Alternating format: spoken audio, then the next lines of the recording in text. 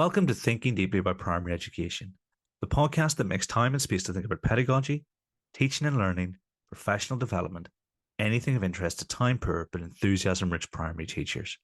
In this episode, we're going to go back into the archives to find an answer to a question from an inspirational teacher.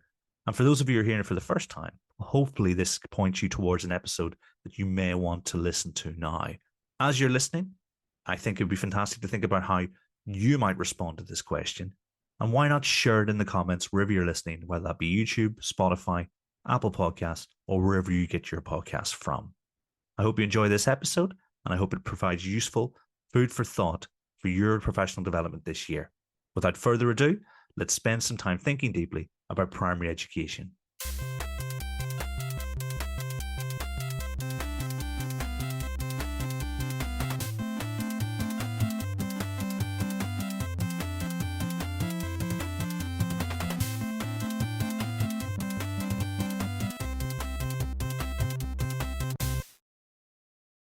Can you sum up Ausubel's key ideas?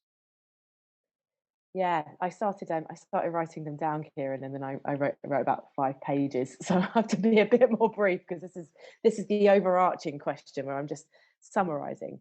But I wanted to give a little bit of background because I think it's like when you're reading a novel and then you discover that you sort of read about the author and their life, and then the novel starts to sort of fit into place a bit better. So a little bit of background from what I can gauge is that Ausubel was essentially writing at a time when like behaviorism was very popular.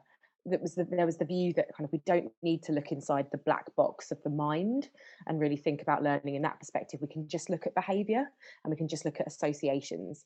And actually, what Ausubel's saying is no. Like when we're thinking about learning, we actually are thinking about the mind and psychology, and we need to like really dig into that. So he was kind of reacting against that movement, and he was also reacting against this idea that to be meaningful to students, you have to let them discover everything. So he's quite vocal about like discovery learning can be meaningful, but it doesn't. You don't have to do discovery learning for learning to be meaningful, and he was kind of reacting against that as well. So kind of against that backdrop, his key ideas are essentially that the goal of learning, or a goal of learning in school, is to build bodies of knowledge. So for pupils to build kind of bodies of knowledge in subjects. We don't want them to kind of have these like little islands of ideas. We want them to be connected up in bodies of knowledge, and those are really usable for pupils, and they're something that's going to really kind of to help them progress with their knowledge.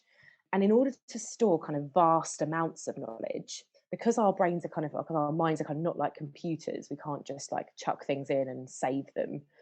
Because that's not the case, we have to get pupils to learn in a meaningful way. So he talks about this idea of meaningful learning. And we'll come to that in a little bit more detail later on. But in summary, it's essentially the idea that you need to connect new information to prior knowledge. So you need to sort of connect it up, almost like sewing it into like a tapestry of knowledge, rather than just trying to sort of stamp it into your brain. So it's not about pure retention of knowledge, it's about kind of weaving it into this body of knowledge. And that allows knowledge to be stored in a more long-term sense, but also allows it to be more available, allows for things like transfer, which is kind of like the holy grail of education. And one thing he stresses in particular is that what we can learn and what learners can learn is very dependent on what they already know. And that's like his famous quote, which some of your listeners might know, is that if he had to reduce all of educational psychology to just one principle, that he would say that the most important single factor influencing learning is what the learner already knows. Ascertain this and teach him accordingly.